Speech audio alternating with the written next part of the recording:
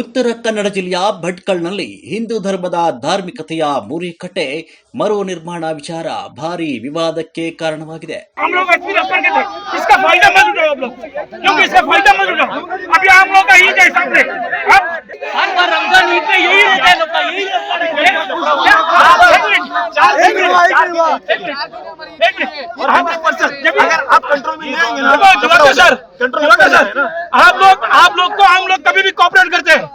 ಭಟ್ಕಳದ ಜಾಗಟ್ಟೆ ಕಟ್ಟೆ ಪ್ರದೇಶದಲ್ಲಿದ್ದ ಮೂರಿಕಟ್ಟೆಯನ್ನು ರಾಷ್ಟ್ರೀಯ ಹೆದ್ದಾರಿ ಅಗಲೀಕರಣ ಕಾಮಗಾರಿ ವೇಳೆ ತೆರವುಗೊಳಿಸಲಾಗಿತ್ತು. ನಂತರ ಅದೇ ಸ್ಥಳದಲ್ಲಿ ರಾಷ್ಟ್ರೀಯ ಹೆದ್ದಾರಿ ಸುಪರ್ದಿಯಲ್ಲಿರುವ ಜಾಗದಲ್ಲೇ ಮೂರಿಕಟ್ಟೆ ಮರು ನಿರ್ಮಾಣ ಮಾಡಲಾಗಿತ್ತು ಎನ್ನಲಾಗಿದೆ. ಇದಕ್ಕೆ ಕೆಲವು ಮುಸ್ಲಿಂ ಸಂಘಟನೆಗಳು ತೀವ್ರ ವಿರೋಧ ವ್ಯಕ್ತಪಡಿಸಿ ಕಟ್ಟೆಯನ್ನು ತೆರವುಗೊಳಿಸುವಂತೆ ಆಗ್ರಹಿಸಿದ್ವು.